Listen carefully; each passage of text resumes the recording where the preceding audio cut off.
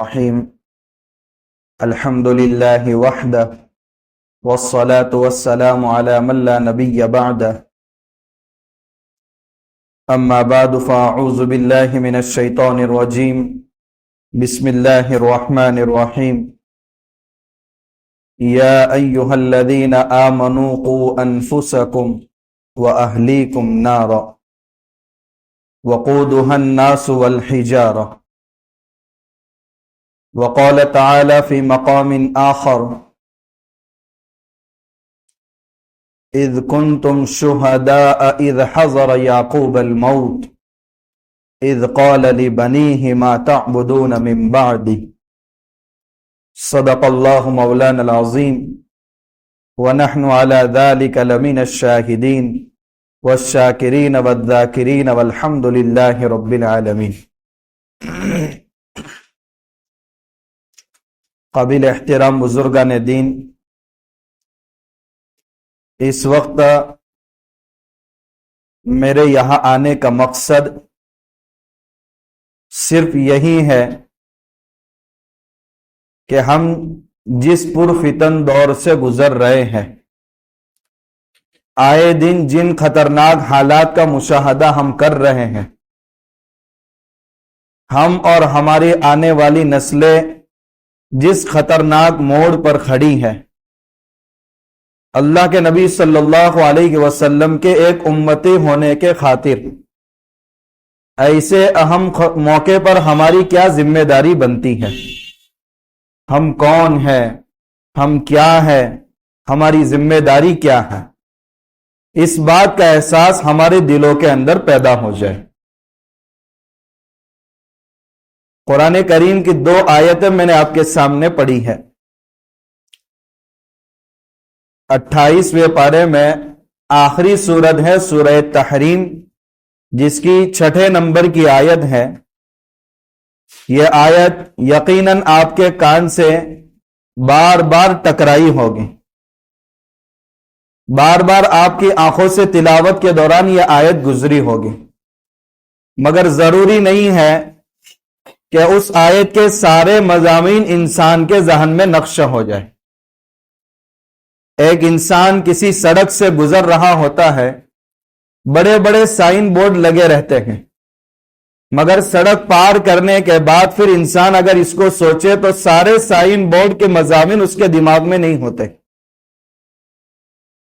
اس وقت اگر اس آیت پر ہم سب مل کر کے غور کریں تو یقیناً ہر ایک کے دل کی آواز یہی ہوگی کہ یہ ایسی چونکانے والی آیت ہے جس کو ہر مسجد کی دیواروں پر آویزہ کرنا چاہیے، جس کو ہر گھر میں لگانا چاہیے، تاکہ اپنی اور اپنے ماتحتوں کی ذمہ داری ایسے بھیانک دور کے اندر کیا ہے، اس ذمہ داری کا احساس ہر ایک کے دل میں پیدا ہو جائے۔ کیا ہے وہ آیت، جس کا بہت آسان ترجمہ یہ ہے کہ اے وہ لوگ جو مجھے مان کر زندگی گزارتے ہیں، جو میری خدائیت کا دعویٰ کرتے ہیں، مجھ پر ایمان لاتے ہیں، ان کی ذمہ داری یہ ہے کہ اپنے آپ کو اور اپنے اہل و عیال کو آگ سے بچاؤ۔ اور یہ آگ ایسی ہے جس کو بھڑکایا جائے گا پیٹرول، ڈیزل اور لکڑی سے نہیں، بلکہ انسانوں کو اور پتھروں کو اس کے اندر ڈال کر اس کو گرمایا جائے گا، اس کو بھڑکایا جائے گا۔ آپ پوری اسلامی تاریخ اٹھا کر کے دیکھیں، کبھی آپ نے یہ واقعہ نہیں سنا ہوگا کہ نعوذ باللہ صحابہ کرام اپنے بچوں کو آگ کے حوالے کر رہے تھے، یا وہ بچے خود بخود آگ میں داخل ہو رہے تھے اور صحابہ کرام بس تماشا دیکھ رہے تھے۔ جس پس منظر میں یہ آیت اتری ہو، ایسی کوئی بات نہیں۔ پھر اللہ تعالی ہم سب کو ذمہ داری دے رہے ہیں کہ اپنے آپ کو اور اپنے اہل و عیال کو آگ سے بچاؤ۔ یہ کون سی آگ ہے؟ فقہ کے اندر ایک اصطلاح ہے اسباب مؤدیہ، یعنی ایسے اسباب جو کسی چیز کی طرف لے جانے کا سبب بنتے ہیں۔ اس آیت میں یہی بتایا گیا ہے کہ اپنے آپ کو اور اپنے ماتحتوں کو ایسی چیزوں سے بچاؤ جو ان کو جہنم کی آگ کی طرف لے جانے والے ہیں۔ آج ہم دیکھ رہے ہیں چاروں طرف کا ماحول ہمارے بچوں کو بہت تیزی سے جہنم کی آگ کی طرف لے جانے والا ماحول ہے۔ ایسے ماحول سے اپنے بچوں کو بچانا یہ ہم سب کی ذمہ داری ہے۔ یہاں ایک بہت اہم بات اگر ہم رک کر کے سمجھیں کہ اللہ تعالیٰ یہ چاہتے تو سیدھا یہ فرما سکتے تھے کہ اپنے آپ کو جہنم سے بچائیں، مگر خصوصی طور پر اللہ نے آگ کے لفظ کا استعمال فرمایا۔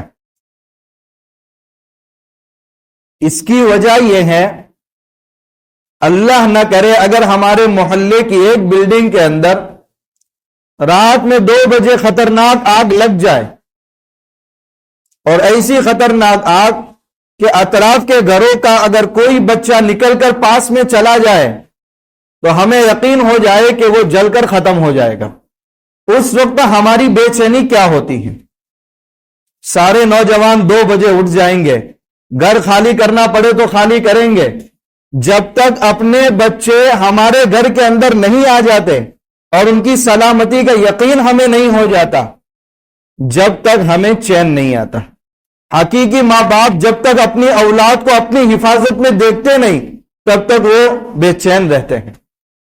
اللہ تعالیٰ فرماتے ہیں ایک دنیا کی آگ سے بچانے کا اتنا اہتمام ہے تو جہنم کی آگ، نار جہنم اشد حرا، جہنم کی آگ تو دنیا کی آگ سے کتنی بھیانک ہے، اس سے بچانے کی تمہارے دلوں میں کیا بے چینیاں ہیں، کیا فکریں ہیں، کیا کڑن ہے؟ یہ اس بات کی طرف ہم کو متوجہ کیا گیا ہے اس آگ کے لفظ کا استعمال کر کے۔ اس وقت ہم دیکھ رہے ہیں کہ مشنری تعلیم کو عام کیا جا رہا ہے، نیو ایجوکیشن پالیسی کی تلوار ہمارے سر پر لٹک رہی ہے، اور اجتماعی اعمال اسکولوں کے اندر طرح طرح کے ہمارے بچوں سے کرائے جا رہے ہیں، جس کی وجہ سے ایمان کی محبت دلوں سے نکلتی جا رہی ہے اور کفر اور شرک کی محبت غیر محسوس طریقے سے، کیونکہ وہ معصوم بچے ہیں، ان کو نہیں معلوم، اسلام اتنا مضبوطی کے ساتھ ان کے دلوں میں پیوستہ نہیں ہے، وہ بچے کفر اور شرک کی محبت لے کر کے گھر کے اندر آتے ہیں۔ وہ حدیث کو یاد کیجئے، اللہ کے نبی صلی اللہ علیہ وسلم نے فرمایا تھا ان قریب ایسا زمانہ آئے گا کہ صبح کے وقت ایمان والا، شام کے وقت کافر، شام کے وقت ایمان کی حالت میں، صبح ہوگی تو کفر کی حالت میں۔ وہ دور سے ہم گزر رہے۔ حضرت مولانا ابو الحسن علی الندوی رحمت اللہ علیہ کو کون نہیں جانتا؟ 132 کتابیں لکھی ہیں حضرت نے، اور ہر زبان میں اب ترجمے ہو رہے ہیں، کئی زبانوں میں تو ہو چکے ہیں۔ حضرت کا ایک خطاب ہے، بہت مختصر ہے، دل بدل جائیں گے تعلیم بدل جانے سے۔ اس کے 8ویں صفحے پر حضرت نے یہ بات لکھی ہے کہ اس وقت میرے اور آپ کے بچے کس بھیانک موڑ پر کھڑے ہیں۔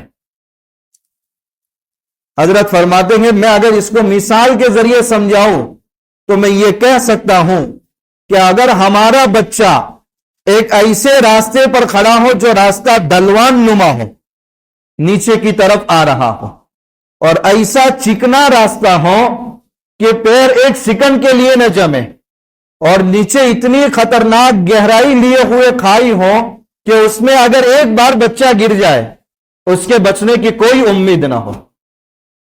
ایک باپ اپنے معصوم بچے کو دیکھ رہا ہے اس حالت کے اندر کہ میرا بچہ اس کنارے پر سائیکل میں سوار ہو کر کے بیٹھا ہوا ہے، اور سائیکل ایسی ہے کہ اس کا بریک فیل ہو چکا ہے، پھر بھی باپ صرف تماشا دیکھ رہا ہے۔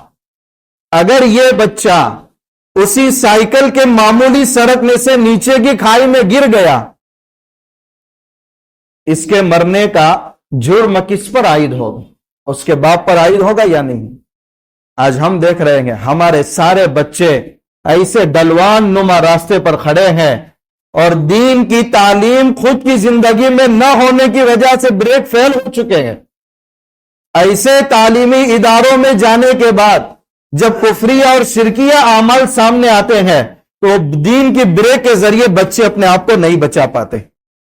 اس لیے ہم سب کو اس بات کی فکر کرنا ہے، اگر یہ باپ اپنے بچے کو سائیکل کا بریک مضبوط بنا کر کے دیتا تو بچے کی جان بچ سکتی تھی۔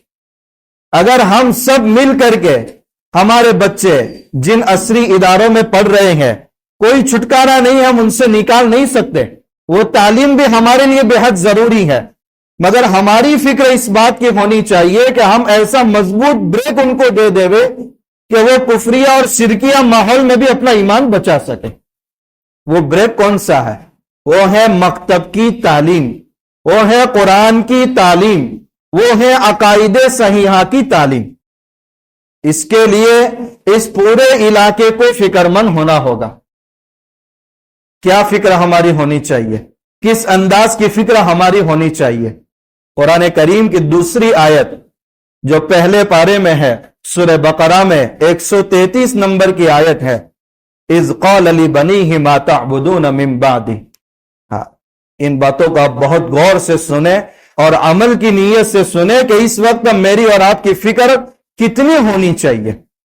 قرآن کریم میں بے شمار واقعات آپ کو ملیں گے، ان واقعات میں احسن القصص یعنی سب سے خوبصورت اور بہترین قصہ کن کا ہے؟ حضرت یوسف علیہ السلام کا ہے۔ حضرت یوسف علیہ السلام جب مصر کے بادشاہ بن گئے، جو کچھ ہوا اپنے پورے خاندان کو مصر میں بلایا۔ ان کے والد حضرت یعقوب علیہ السلام مصر کی سرزمین پر جب موت کے بستر پر سوئے ہوئے تھے، یعنی آخری گھڑیاں چل رہی تھی، اس وقت باپ کی کیا فکر ہوتی ہے؟ میں جو اہم باتیں اگر اللہ موقع دے تو میں اپنی اولاد کو بتا دوں، یہی تو فکر ہوتی ہے۔ میں پیچھے بہت کچھ چھوڑ کر جا رہا ہوں، میرے پیچھے کوئی جھگڑا نہ ہو، اولاد پوری محبت کے ساتھ رہے، یہی ہماری فکر ہوتی ہے۔ حضرت یعقوب علیہ السلام نے اپنی چارپائی کے ارد گرد اپنے تمام بچوں کو جمع کیا۔ اذ قال لبنیہ، یاد کرو اس وقت کو جب حضرت یعقوب علیہ السلام نے اپنی اولاد سے کہا ما تعبدون من بعدی، میرے اس دنیا سے جانے کے بعد تم کس کی عبادت کرو؟ کون ہے حضرت یعقوب علیہ السلام؟ وقت کے نبی ہیں۔ حضرت یعقوب علیہ السلام کے والد حضرت اسحاق علیہ السلام وقت کے نبی ہیں۔ حضرت یعقوب علیہ السلام کے چاچا حضرت اسماعیل علیہ السلام وقت کے جلیل القدر نبی ہیں۔ حضرت یعقوب علیہ السلام کے دادا حضرت ابراہیم علیہ السلام نبی ہیں۔ ان کے بیٹے حضرت یوسف علیہ السلام وقت کے نبی ہیں۔ بڑے بیٹے بائبل کی روایت کے مطابق یہودا، وہ بھی وقت کے نبی ہیں۔ یہ نبوت والا خاندان ایمان کے کتنے اونچے معیار پر ہوگا، ہم اور آپ اس کا اندازہ نہیں لگا سکتے۔ مگر موت کے وقت آپ کو جو فکر ستا رہی ہے، آپ اپنے بیٹوں سے یہ کہہ رہے ہیں میرے جانے کے بعد تم کس کی عبادت کرو؟ کیا وجہ تھی کہ وقت کے نبی کو اتنی دیندار اولاد کے بارے میں یہ فکر ستا رہی ہے کہ میرے بعد عبادت کس کی کرو گے؟ مفسرین نے بہت اچھا نقطہ یہاں لکھا ہے کہ جس وقت حضرت یعقوب علیہ السلام موت کے بستر پر سوئے ہوئے تھے، مصر کے اندر تھے اور مصر کے حالات کچھ اس طرح کے تھے کہ وہاں کی غالب اکثریت خدا کو بھول کر زندگی گزار رہی تھی، یا تو شرک میں مبتلا تھی، یا تو ستاروں کی پوجا کر رہی تھی، یا سورج اور چاند کی پوجا کر رہی تھی، یا گائے کی پوجا کر رہی تھی۔ یعقوب علیہ السلام کو یہ فکر دامن گیر تھی کہ یہاں کا اکثری جو ماحول ہے، میری چند اولاد اس ماحول سے متاثر ہو کر کہیں ایمان سے پھر نہ جائے، اس کے لیے ان کو یہ فکر ستا رہی تھی۔ بھائیو، اس وقت کے جو مصر کے حالات تھے، کیا میری اور آپ کی آنکھیں میرے ملک کے حالات کو نہیں دیکھ رہی ہیں؟ یہاں کا ماحول کفر اور شرک کا اکثری ماحول نہیں ہے۔ ہمارے بچوں کو دین پر باقی رکھنا آسان ہے۔ ایسے موقع پر ہماری فکر اتنی ہونی چاہیے، حضرت یعقوب علیہ السلام سے بھی زیادہ فکر ہماری ہونی چاہیے، کیونکہ ہماری اولاد اور ہماری نسل اتنی دیندار نہیں ہے، اتنے ایمان کے اونچے معیار پر ہماری نسل نہیں ہے۔ آج دین بدین بے دینی عام ہوتی جا رہی ہے۔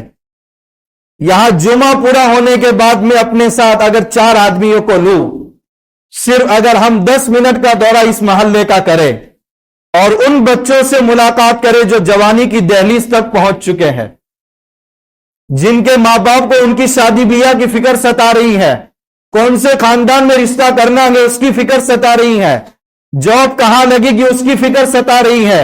उन बच्चों से जाकर पूछो कि अल्लाह के मुतालिक हमारा और आपका अकीदा क्या है, अल्लाह के रसूल सल्लल्लाहु अलैहि वसल्लम के मुतालिक हमारा अकीदा क्या है। फुल सिरात को डिस्क्राइब कीजिए। आलम बरज़ख किसको कहते हैं, हौज़े कौसर किसको कहते हैं, ये इस्लाम के बुनियादी सवालात, मगर आपको किसी किस्म का कोई जवाब नहीं मिलेगा।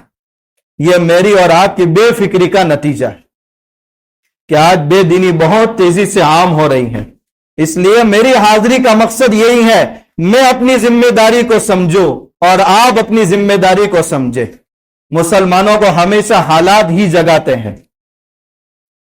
अल्लामा इकबाल रहमतुल्लाह अलैह ने फरमाया था, खुदा तुझे किसी तोहफा से आशना करे, खुदा तुझे किसी तोहफा से आशना करे कि तेरे बहर की मौजों में इस्तिराब नहीं। यानी तो आखिरी नबी का उम्मती तो है, मगर इन भयानक हालात को देखने के बाद तेरे दिल के अंदर कोई बेचैनी पैदा नहीं हो रही है। कल कयामत के दिन तू तेरे नबी को क्या मुंह दिखाएगा। दीन बदीन बेदीनी आम हो जाने के बाद हमारे जो बच्चे दीन की तालीम से महरूम है, मेरे बुजुर्गों, इनके ईमान का हाल नाकाबिले बयान है। क्या बादशाह पेट की मैं एक बात करूं, राहुल गांधी एरिया मशहूर है, आप जानते भी होंगे। एक दिन मकतब के ताल्लुक से मैंने खड़े होकर के बात की और बताया कि इस वक्त हम देख रहे हैं कि 20 या 21 साल की उम्र में हमारी बच्चियां गैरों के साथ शादियां रचा रही हैं। यह मंजर हम देख रहे हैं। आगे खुदा न करे ऐसा मंजर हम देखेंगे, 3-4 साल के बच्चों के दिलों से ईमान की स्पीड को निकाल दिया जाएगा। यह ज़ोहर में मेरी बात हो रही है और असर की नमाज में अपनी मस्जिद में पढ़ा रहा हूं। नमाज के बाद एक साथी आकर के मिले कि मुझे तन्हाई में आपसे मिलना है।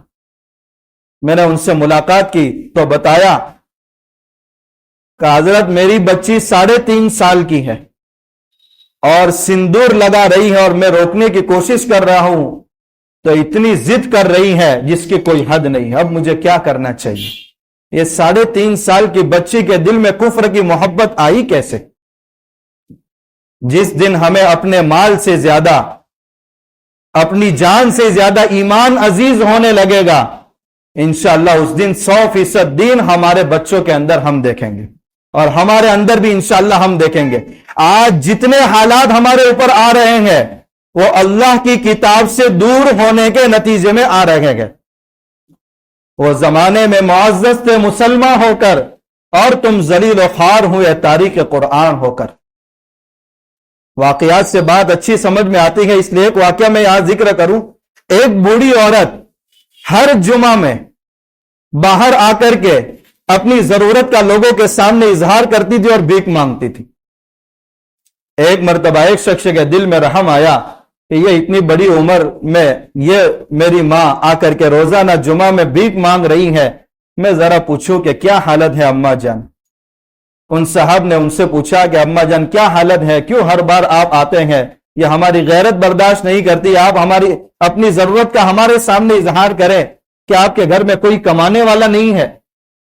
तो उस बूढ़ी औरत ने कहा कि मेरा एक बेटा जवान है मगर वो आउट ऑफ कंट्री चला गया है, इसलिए अब मैं घर में अकेली हूं, गुजारे की कोई शक्ल नहीं, तो जुमा में आकर के बाहर ठहरती हूं और मेरी जरूरत का इंतजाम होता है। कहा तुम्हारा बेटा तुम्हारे लिए कुछ छोड़कर नहीं गया, कि गया था मगर कितने साल हो गए, वो खत्म भी हो गया। कहा वहां से जब आउट ऑफ कंट्री गया है तो अच्छी जॉब होगी, कुछ बेचता नहीं है। कहा सिर्फ रंग बेरंगी कागज बेचता है, पैसे तो नहीं बेच रहा है, जिसकी वजह से मैं अपनी जरूरत लेकर मस्जिद के बाहर आती हूं। उन साहब ने कहा चलो मैं तुम्हारे घर चलता हूं, कौन से कागज है मुझे दिखाओ। वो बूढ़ी औरत उस शख्स को घर लेकर के गई तो कमरे में, पूरे कमरे में रंग बेरंगी कागज चिपके हुए थे, पूरा कमरा उसी से भरा हुआ है। उन साहब ने बताया अम्मा जान ये तो बैंक के ड्राफ्ट है, एक ड्राफ्ट 50,000 पर मुश्तमिल है, अगर इसकी अहमियत आप जान लेती तो आप 100 गरीबों का घर चला सकती थी, लेकिन इसकी अहमियत आपके दिल में ना होने की वजह से आज आप खुद मोहताज बने हुए हैं दूसरों को।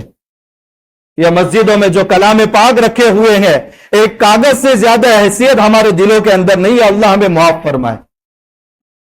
اگر یہ دستور ہماری زندگی کے اندر آ جاتا تھا،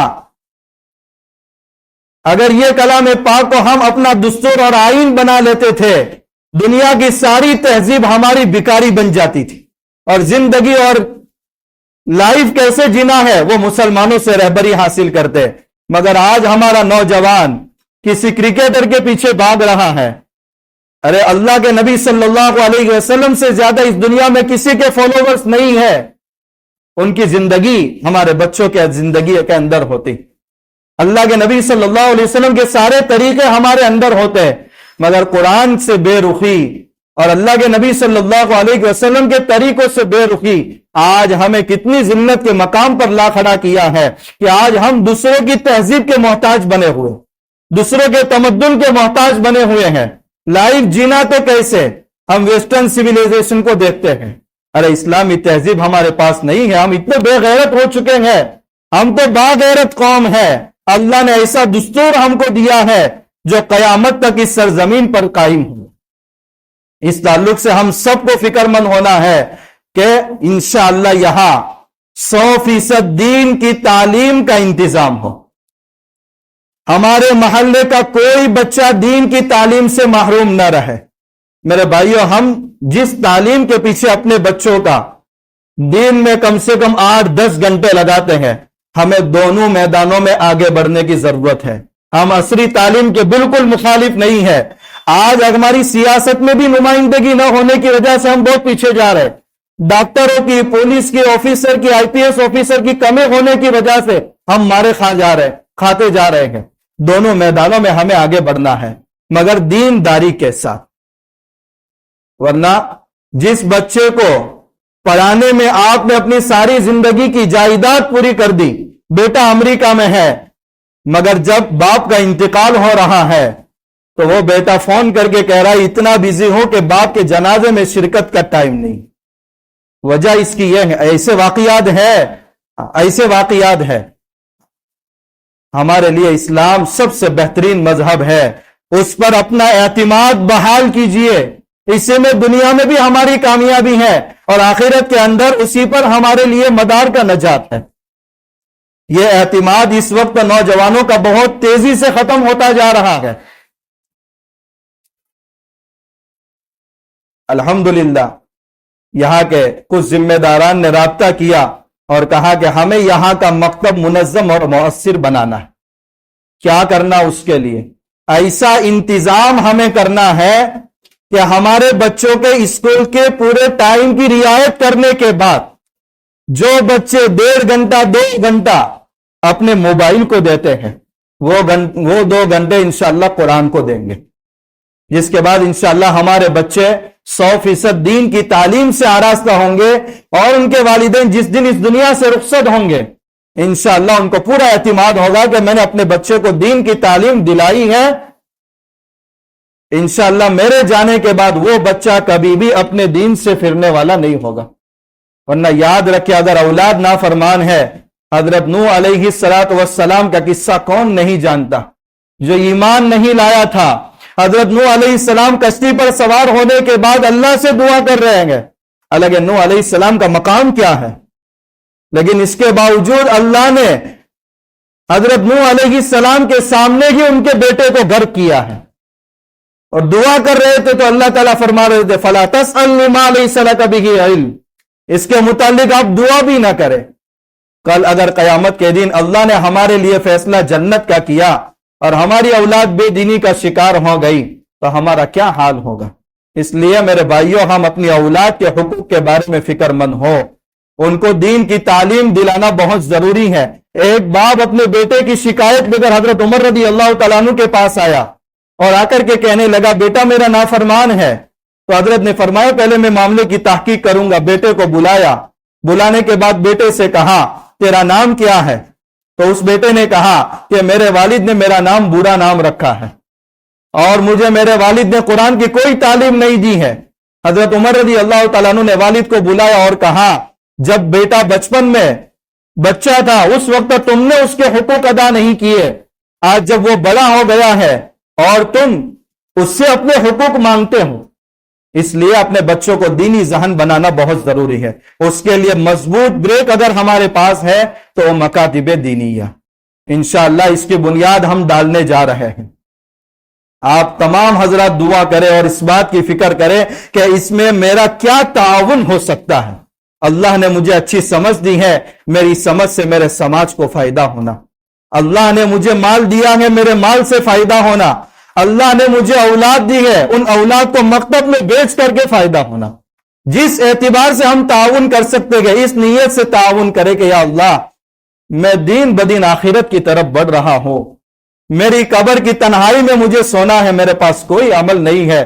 تیرے نبی نے فرمایا تھا جس نے اپنے پیچھے نیک صالح اولاد چھوڑی ہے وہ تو دنیا سے چلا جائے گا، اب اعمال کا سلسلہ ختم ہو جائے گا، مگر وہ اولاد جو اس کے لیے دعا کرے گی، نیک صالح اولاد کی دعائیں، اس کی نسلوں تک ایمان باقی رہے گا، وہ ساری محنت کا سرمایہ نیکیوں کی شکل میں تمہیں ملتا رہے گا. اس تعلق سے ہم سب کو فکر کرنی ہے